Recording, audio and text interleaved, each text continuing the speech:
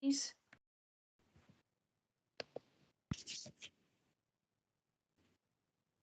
Okay, convener. Just a second. I'm trying to get my papers up. All I keep getting is Councillor King's face. Well, convener, you got a better thing to look at. Anyway, welcome to this meeting of the DMRC. Item 1, apologies. No apologies. No apologies. And no declarations of interest. Oh, Councillor Moore, he's got his hand up. Yes, thank you, convener. I will declare an interest in that since the last meeting, one of the objectors has emailed all members of the committee, and I have responded on a factual point, but I have expressed no opinion, and therefore I will stay in the meeting and vote if necessary. Thank you very much. Well, I must declare I've not received any correspondence at all. So. Well, I've received the same correspondence, I think, as Councillor Moore, and I have ignored it. I've seen the response from Councillor Moore, but I have simply ignored the correspondence. I don't think it's appropriate. I think it's pretty inappropriate, I would have thought. But yes, I must admit I have received the same email, and I treat it in the same way as I always treat emails complaining about a decision. If it was a decision by the sheriff, they wouldn't dare question his judgment, and I don't see why it's not illegal for people to question the judgment of a committee unless they're prepared to take it to a judicial review. Thank you. I also received the email, but I did not respond. Thank you very much. On the 5th of April, we had meeting minutes correct for that meeting? Correct minute. Read. Thank you. Right, be the to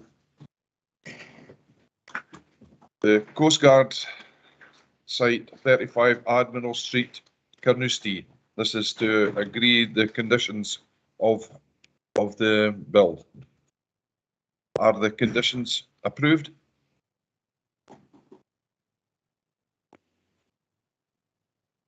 Councillor Moore? Yes, I still disagree with the decision of the committee, even though I'm in a minority of one. However, if this is to be approved, I would seek that there is a third condition, that the ground datum be agreed and that the building be built in accordance with the plans to be no more than 6,841 millimetres above the agreed ground datum. That is so that it does not have any greater negative impact on the surrounding area. Yeah. No. No. Councillor Duff, you got your hand up? yeah, I thought it might be helpful, convener, just to articulate the reasons for, or at least my reasons why we approved the application, and I've got really 3 points noted down. One, it's a brownfield site within a development area, and development of that is in accordance with DS1. It's if we're being minded by Scottish Government and others that we should use land efficiently, and leaving what was a former effectively industrial building vacant is not an efficient use of land. And thirdly, in terms of what is proposed, I would say, looking at the surrounding area in Carnoustie, what is proposed is similar in character to other buildings on the seafront, and therefore, for me, again, under DS1, approval would be supported. Thank you very much, Councillor Duff. Councillor King, you've got comments? Yes, I agree entirely with what the points that Councillor Duff has brought up. It's a brownfield site that has an existing building on it. To build a new house on this site is well within compatibility of the various policies. I have had a look also at TC2 TC4, anyway, the appropriate condition. I find that what we've got here is compatible with the current and proposed land uses in the area. I believe that the design will provide satisfactory residential environment or conditions for the house. I find that it's can't even read my own notes now, but I find in general it satisfies all the bits of the policy TC4, TC2, whatever it is, and that the mix element there is not applicable because it's for a single house.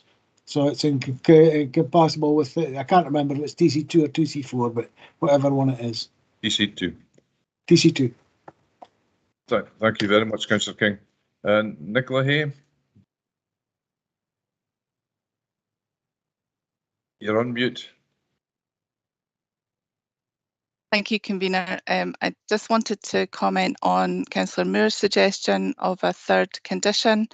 There are criteria around conditions that require them to be necessary, and as the proposal is of the form that Councillor Moore is looking to restrict it to, I think it's an unnecessary condition and therefore not competent. May I respond, Convener? Yes, Councillor. Yeah. I have known many buildings where the agreed height was on the document, on the plans, and accidentally, you know, it gets just a bit higher and ends up, it's not 6.8, but it ends up 7.2 meters high. And there's, you know, fudge factors allowed. I am trying to restrict this. The sun path was not particularly helpful, but it does show that there is a definite impact on the neighbouring garden. And therefore, I am trying to restrict that to the minimum necessary as per what we have received in the plans. Therefore, I am seeking to restrict it to the height that is in the document and not allow any additional height to be brought in. Thank you very much. Is any other councillor in agreement with Councillor Moore, or do they take the advice of the planning officer, Nicola Hay? I'll take the advice of the officer. Thank you. So is it agreed that that extra condition of Councillor Moore is nil and valid? Agreed. Agreed.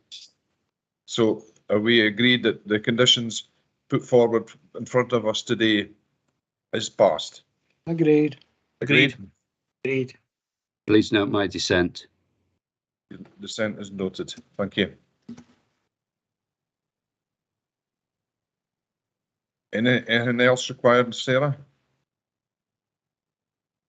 No, Convener, that's it. The application is approved subject to the conditions that were presented this morning. Thank you very much. We can stop the live stream now.